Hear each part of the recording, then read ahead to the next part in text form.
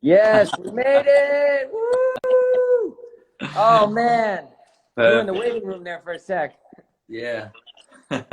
What's going on, my bro? Good, mate. I just gave you the intro, and then obviously we had to shut down the stream, but now we're back, bro. Oh, we are back. We are in We're full back. effect. So first of all, let's just start. The pandemic this year, everyone has to wear masks, but you stop wearing your mask. I swear, if I had $1 for every time someone said that, I would make so much money because literally every comment on Instagram, every person, they're always like, yo, you take off the mask, you put it on. Because I was wearing this mask for like literally 15 years. But at least we get to see the good-looking face of yours, mate. Yes, exactly. I mean, it honestly would be awkward to wear the mask at this point. Like, like if I'm wearing the mask, like, and we're at like a friendly dinner or something, it's kind of weird now. You're anti-mask now, yeah? I'm not anti-mask. I think in public it makes sense, but if you're chilling in your house with friends taking photos, Yeah, I yeah. don't have to do it anymore. Yeah, which is nice. But listen, bro, thank you for coming on the show tonight. Yes. Tonight is about, people getting to know you, not just about like where you are now, but how you got to where you got to. Yeah. So I want to start, which I normally start with everyone, is like, your background. Where did you come from? Like, where did this all, your early beginnings and into where you've sort of become now? That's what we want to sort of. Yeah, I mean, kind of like I just got a lot of inspiration where I grew up in New York. Everyone does graffiti tags. When you're kids, like even kids who don't have are an artist or anything, who aren't good at drawing, they have a graffiti tag. So that was kind of a part of growing up, skateboarding, doing graffiti, tagging. But then also What was your tag? A squared. So it A was me and my squared. brother would tag it. My brother Avery, he would try a little graffiti, but he wasn't so good at it. But so yeah, it started out just doing graffiti tags, and then kind of, I was always good at drawing. My mom's an artist, so Yeah. I kind of when I started incorporating my actual artwork with my graffiti tags, that's when things like really took off for me. Oh, amazing. So it was New York, obviously, where you were born and you grew up, yeah? So that's where you Yeah, for started. sure. Yeah, I grew up in New York, and then I've been in LA for the past 10 years, and now I live in so many different places. I don't even know where I live at this point. Who, so go back to like your early days of graffiti. Who are the people that kind of inspired you? Who are your like, your go-to guys that you wanted to emulate? For me, I mean, my two of my favorite artists are Keith Haring and Basquiat, for the fact that they were street artists as well, but they kind of broke into the gallery scene. Before then, it was just kind of graffiti writers. So when Keith Haring and Basquiat came along, that's when they kind of transformed, graffiti into street art. So they are like the grandfathers of street art. And now, you have so many big street artists since then, and it's become really an accepted art form, and it's definitely like the new school of art. There was cubism, there was abstract expressionism, and now there's street art as a whole. And it's amazing because when I started, it really was kind of frowned upon. A lot of the fine art people looked down upon street art. They were like, oh, he's a street artist. But now, obviously, with Banksy and these huge auction records and Cause, these guys have really, kind of solidified our movement.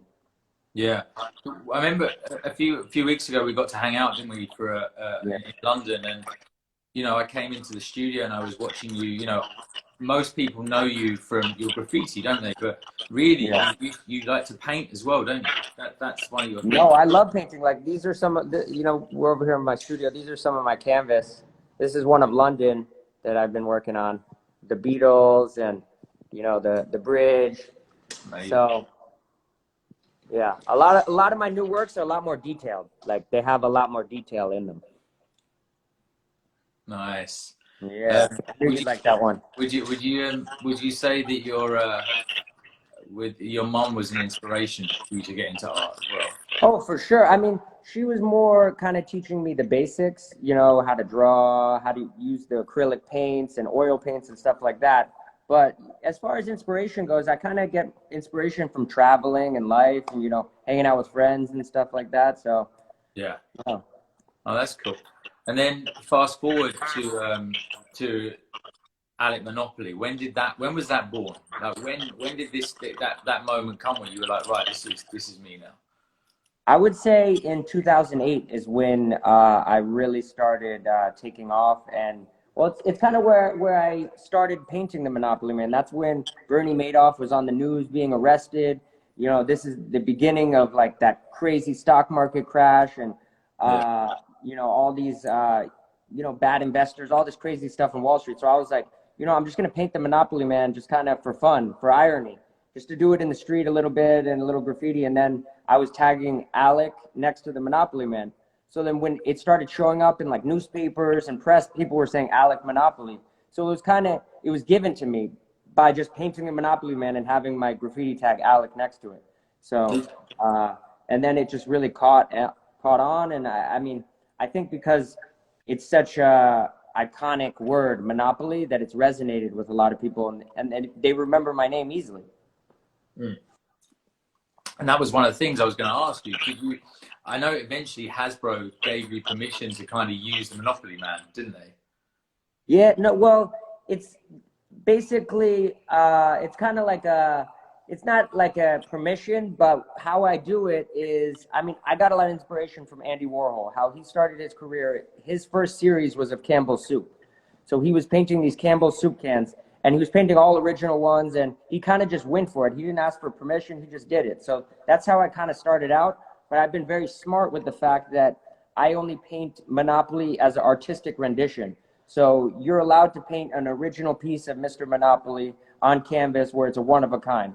But if you start making, you know, T-shirts and duplicates and stuff like that, then you can start to get in trouble, and then you need permission. You have to pay like, you know, it's a whole complicated thing. So whenever I do reproductions and prints, I do original artworks, you know, of like my own character, the guy with the bandana, and you know, stuff that I have trademarked myself.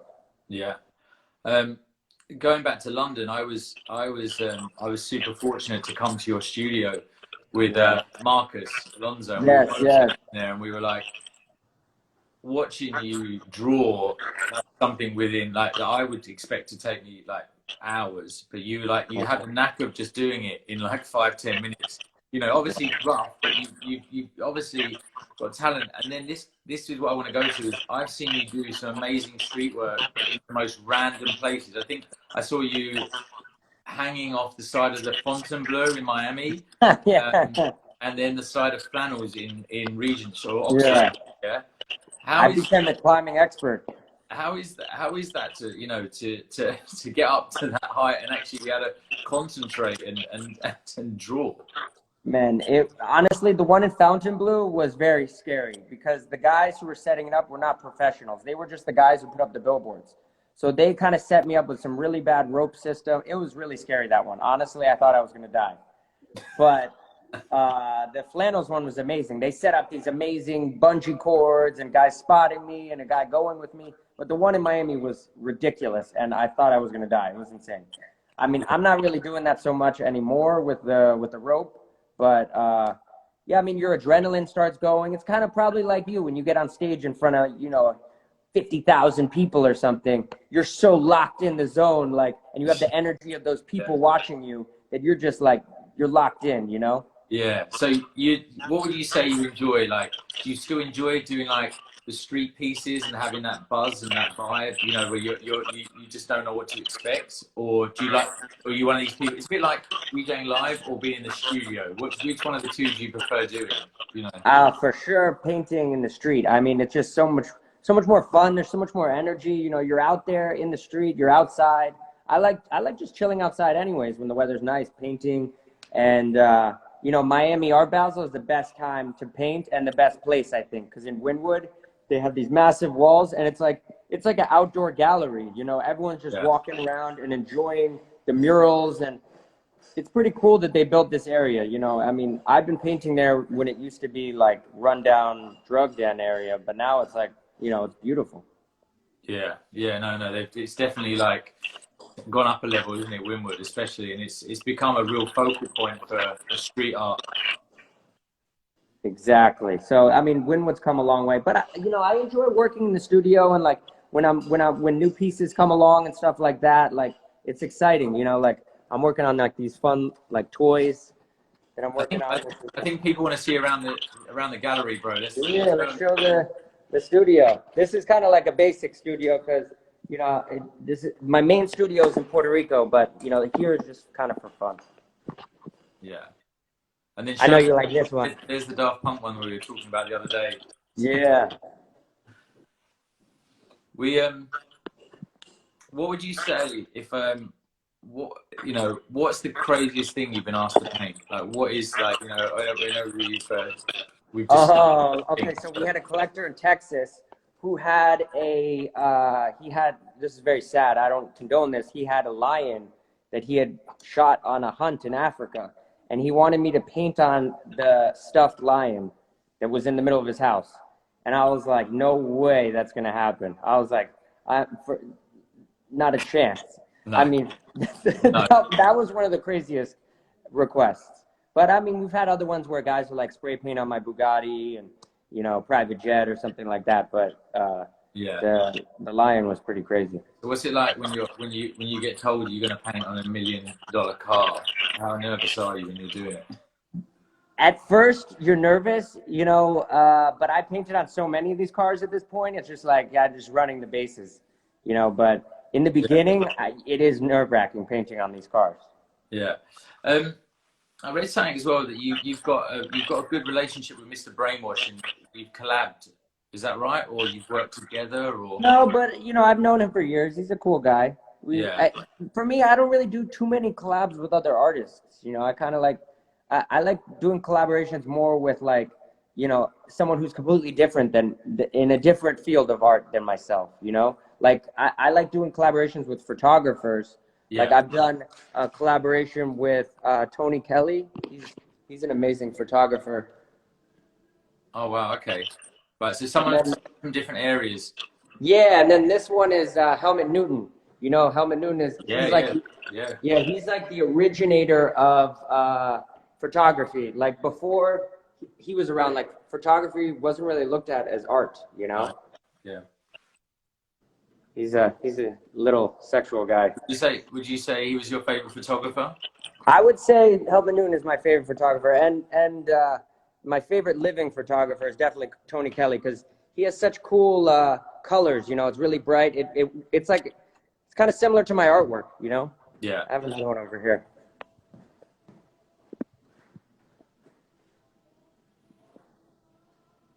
Amazing. Yeah. My missus, she's obsessed with Terry O'Neill, like I told you, and it's like, Oh yeah, he's one of the greatest as well. Yeah. yeah, we just had the book delivered, and looking through, you don't realize how many famous pictures that you see that are in like postcards that come from certain. Yeah, you don't even realize. You see one, then it says Terry O'Neill, and you realize it's him, and you're like, wait, that's so crazy. He was one of the best as well. I remember the first time we met, and was in South Korea. Yes. And you told me an amazing story about when you first listened to my remix of Two Dots. Yes, yes. And it kind of got you on track with your art and stuff like that. Oh man, that song's amazing. Every time I hear that song, it just brings me back. It's crazy. It's crazy how music can kind of like transform you into like a memory and of the past. And art is an amazing thing how it does that to people. Yeah, no, but I remember we were going to the club. We were both really drunk. We were like, at the time, we were both like, and I just remember you just painted a shipping container at the festival. Yes. And you were so freaked out that you had to get rid of the art because you were worried that people were going to try and sell it, weren't you? Because that's what happens. Yeah. Oh man, it happens all too often. You know, but I guess it's a compliment. Do you know what I mean, for what you're doing and how it's been to be perceived and stuff. But so going on to nowadays and stuff like that, like if you could collab with any artist, and I always ask this question to musicians or to anyone, like who would be someone that you would want to collab with? That's a tough question. I don't know. No? Banksy? Banksy's the OG. He's the king. Yeah, he's definitely the OG, isn't he? But for me, I mean, in artwork, I'm not like so into collabs. You know what I'm saying? It's not like music where, you know, it's a great energy to work together. Like for painters, it's a little different. I don't know. The composition of the piece gets thrown off when there's too many people. I think it's cool doing collaborations with artists in the streets. You know, Yeah, like when you're doing a mural, that's a cool vibe. Like, you yeah. know, that's how graffiti started, was a bunch of kids in the Bronx, you know, just painting walls together and taking over all these walls. So, you know, I think that was the beginning of graffiti, and I think that's special. But other than that, on canvas and stuff like this, I'd rather just paint the whole thing myself. Yeah, no, I agree with that. And you were showing me there was an artist you were telling me in Miami who you were doing street art with. I can't remember his name. Yeah, this guy Tesso, he's a very special graffiti artist because, you know, he loves doing illegal graffiti. Like, that's his thing. Like, he is, and it's so funny because we'll have a mural, we'll have a big wall where we'll have permission to paint, and it'll take him like 2 weeks to come over and start working. I'm like, bro, come to work. But then I see his tags all over the place, and he's like doing graffiti tags on like stop signs in this spot and that spot. I'm like, bro, like, you have permission here, let's go. He doesn't even want it. I'm like, it's kind of a sickness. That type of graffiti writing is like an addiction. Like, I don't do it as much as I used to, but back in the day, I was just doing it every day, all day, and it's like like that adrenaline rush of, you know, breaking the law and like sneaking out in the middle of the night and, you know, almost getting arrested. It's kind of like from my world, it's like doing an illegal rave, I guess. Yes, exactly. Yeah, where Exactly. you're worried about the police coming and confiscating the sound system. But I guess nowadays, the way things are going, there will be illegal raves from now on because we can't seem to do nothing at the moment. So I know. Hopefully soon. I read a story. I don't know if it's true, but you escaped the NYPD by jumping down a trash chute. Yeah, I mean, that was insane. So, so basically, my first show in New York City was, I think it was in like 2010, and I was just going nuts with the graffiti. I was painting everywhere, and my studio was linked. It was like in this hotel, basically. It was a huge storefront space that the owner of the hotel was buying artwork from me. So he's like, you can use this as your studio. So basically, we papered up the windows, and I'd done all this graffiti around New York City, like crushed the city with graffiti, like all illegal. And one day, one genius idea was to paint a Monopoly guy on the paper that was closing the window. And I was like, oh, this corner spot is such a busy spot. I should just turn the paper around and have a graffiti piece through the window. I didn't realize that it's just leading the police straight to my studio. So the studio was linked to the hotel. So literally 2 undercover cops come in and they're like, I could tell they were cops right away. They come into the studio and they're like, so we're looking for Alec, you know, when is the art show? And I could tell they were cops. So I picked up a broom and started cleaning. I'm like, oh, I don't know. I just clean up in here. I don't know who that guy is. So literally right after that happened, I was like, oh shit, that's definitely the cops. Like, I'm getting out of here. So I literally go to leave the front of the space, and like 4 cop cars are rolling up, and I'm like, fuck this. So I literally run through the hotel. The people in the hotel lobby are looking at me like I just murdered somebody. And I jump through the garbage chute, go through the garbage chute, and get a taxi cab on the other side of the block.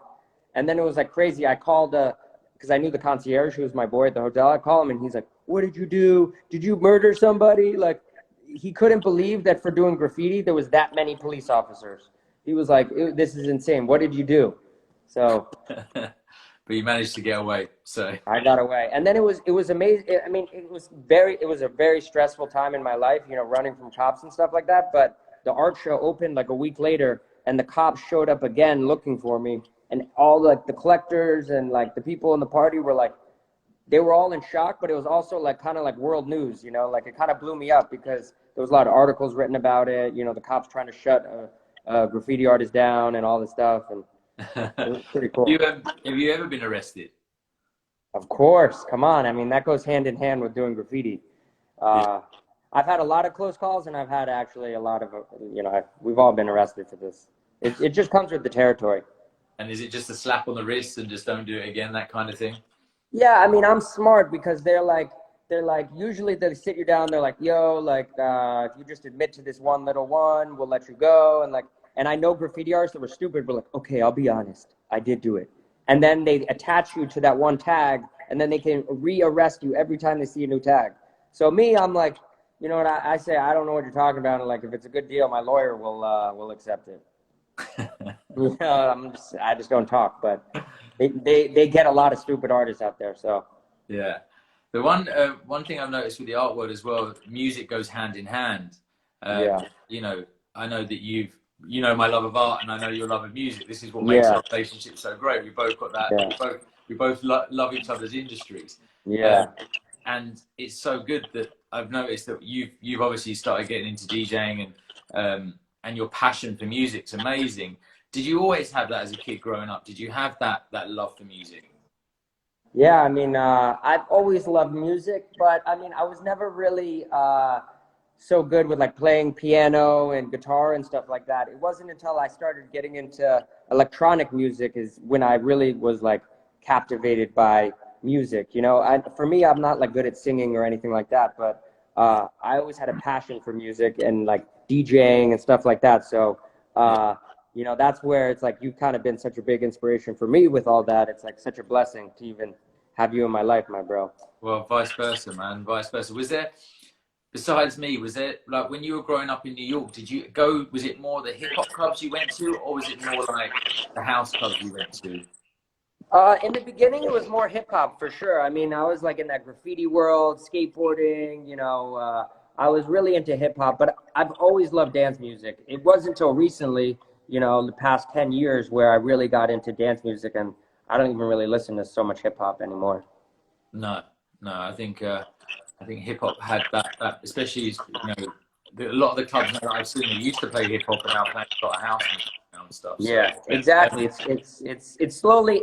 It's kind of frustrating because in Europe, everyone gets the music and they love it, but like here in the States, we're so ahead on some things and so behind on others. You know, like people aren't so into good electronic music. but to have, I've had a lot of amazing times in the States, and I've got a lot of great memories. I think because where you come to Europe, it's a lot more condensed and tighter. When you go across the States, it's so much bigger. So I've actually found that when I was touring the States, that I would turn up in, I don't know, El Paso, which I'd never heard of as a kid, and I Yeah, would have one of the most amazing shows because it was kind of new and raw to them. But then I'd yeah, sometimes go to LA and it wouldn't be as vibey as what it would be in these secondary cities. You know, it's really strange. yeah. But I've always had a great time in this place.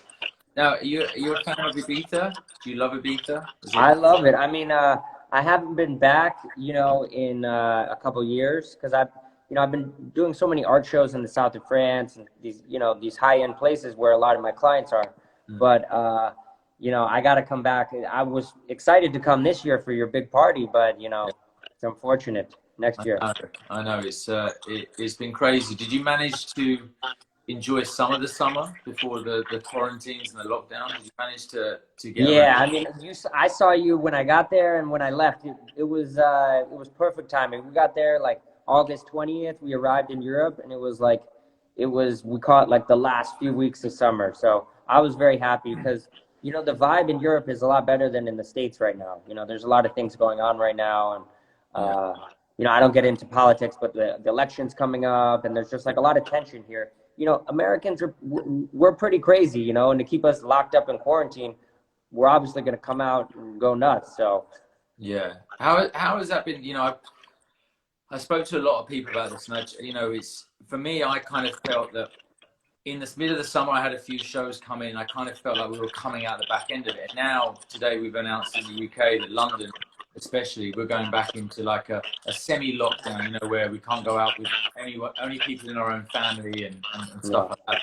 But how have you dealt with it, like mentally? Because for me, I have to be in a club to kind of, you know, live, as in like that's my job, and stuff like yeah. that. But have you like been inspired to paint during this time, or have you kind of like felt like you did your work at the start of the year and you didn't have to do too much through the Yeah, quarantine? I mean, I feel like it's the same for all of us artists. Like people think that, oh, you're in quarantine and the whole time you're going to be so inspired and you're going to be making so much art, but at the same time, you get inspiration from being happy, enjoying life, and not being stressed and scared. So, I mean, obviously, I got work done because I was just running the bases and just painting, but there wasn't much inspiration that came from this. That's how I feel. Yeah, I kind of feel the same. I took what I could, but the problem is with me, it's every week, every week. You know, I could play the records out and then go back to the studio, play them again, go back and fix them, you know, with nothing going on. But, you know, I try to keep myself entertained. I'm just going to go through a few of the questions. Someone's actually come up and said, is there going to be an Alec Monopoly clothing range? Yes, for sure. It's coming. It's on the way. Yeah, I've actually seen it. It's pretty cool. Yes. Dance or Die collab coming too. What's that? Dance or Die collab coming too. Man, I'd love, yeah, that'd be an honor, mate. That'd be an honor. We're going to do it next summer. 100%, bro. We've said we're going to have you over and yeah. I'm going to let you down till you finish painting. I have some cool ideas for some bathing suits, Ushuaia. It's a good energy over there. What, we definitely have the best party in Ibiza for sure. Thank you, bro. I appreciate that, and we look forward to hopefully next summer having you over to spend time with us. I'm coming the whole summer. So to talk to you about the music and side of things like that, like I said, that me and you've been speaking a lot over the last couple of months about DJing and music, and your real passion for it, and it's something you're gonna be pushing, aren't you? You're gonna be DJing a lot more, and once the club's open, that's your thing, isn't it? You know, would that take over the art, you think, or you'll keep both hand in hand? I mean, it goes hand in hand. I mean, like, say you look in my studio, I have, you know, the DJ set up here, and then I have, like, you know, my paints here. So it's like, it kind of goes hand in hand. It's not like one's taking over the other. It's just kind of marrying the two. Yeah. It's, I was saying to you, I'm kind of jealous that I remember the first time I started, you know, with the DJing and experimenting and stuff like that. The buzz you get is amazing, isn't it? Like the first days, and it's like, oh yeah, it's you're so nervous. I've kind of gotten over that. I've gotten some you know, confidence now. But I mean, it's not like you. You could walk into a crowd of 50,000 people and be all good. Same as me. You give me a can of spray paint, and I'd probably do a stick man for you. Is there any new artists that you're kind of a fan of, like that have been around? You know, like, I've always tried to push new artists on the thing, folks in the art world. But is there any artists that are sort of catching your sort of eye? Yeah, there's artist Jay Holmes who's just coming up that I kind of introduced his work to my brother, who's an art dealer, and now he's going nuts buying all his work, and like a lot of collectors going into his work. He touches on a lot of like African American culture and what's going on in America and stuff like that. So, you know, he's an inspiring artist. I love his work, and he's blowing up. His pieces are like, you know, they were probably a couple thousand a year or two ago, and now you can't even get them. They're hundreds. So it's cool to see artists grow and, you know, develop right in front of your eyes. Yeah, no, it's the same. Like especially with me, it's a different world. You get to sign up and coming artists to your label, and then you watch them go off and nurture and do really well. Do you know what I mean? So, so what's your plan now for the rest of the year? Are you going to be based in LA, or are you going to move about again, or? Yeah, I'm probably going to go to spend, you know, some time in Puerto Rico. I have my studio there where I produce all my work. So I kind of go to the island and detach from everything, and it's kind of like my escape where I can focus on just painting, surfing, enjoying the beach, stuff like that. And then I'll be back and forth probably to Miami. I know things are like opening up a little bit more in Miami. So it seems like Miami's going to be a great place to be. Yeah, I saw that on the news that Miami's starting to open up. I was assuming out of all the places in America to open up, it probably would be Miami. So Art Basel's been cancelled, isn't it? That's not happening. But do you think you'll be doing something? Will you do a pop-up or something? Or I don't know. We'll see. You know, there's so many restrictions, and you don't want anyone to get sick at your party or anything like that. So, you know, we'll see. That was a real heartbreak, though. It was kind of like probably the same feeling when you got the news that Ibiza's clubs were shut for the summer. Yeah, to me, you know, I've been traveling to Ibiza I've been playing for 20 years and traveling for 24 years. So, you know, it's the first time I haven't been there, and it's, I couldn't actually, I've got friends that are family there pretty much, you know, I've grown up with these people over the years, but I couldn't get myself to go there because I didn't want to see the island like the way it was. Smart move. You didn't want to see it like that. No. It's like, you know, it's a sad state of affairs. And, you know, especially somewhere where Ibiza that relies on tourism to survive. And Miami is one of them places as well. So, Yeah. you know, and I'm sad because we missed out on the WMC this year with Ultra, and then we're going to miss out on Art Basel, which was actually one of my favourite. It's a one time that I come and get to see you, and we were, you know, I remember a couple of years playing for you for the launch of your We've had some good parties down there. No, that's amazing. So, Alec, I just want to say pleasure. Thank you for being on the show, and Love you, buddy. You too, brother. And it's been hopefully I'll get over to see you soon. I've got one more question that keeps getting asked. How's Truffle? Truffle is good. She's chilling. We're trying to train her and keep her keep her good. But she's a cute little dog. She's still a little crazy. You know, when they're puppies, they're running around and chewing everything, and so. Yeah. All right, brother. But listen, all right, Larry King. And take care, bro. Love you, buddy. Thank you so too, much. See you soon. Bye.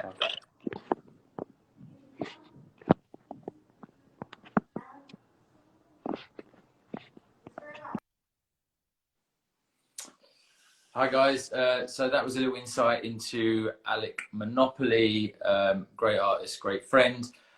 Next week, I'm really excited. It's one of my heroes growing up. I was a massive drum and bass fan as a kid, and you probably know him. But we've got Goldie on the show next week, so I'm looking forward to having him. Stay safe, and I will see you next week. And thank you for watching, as I was saying. See ya.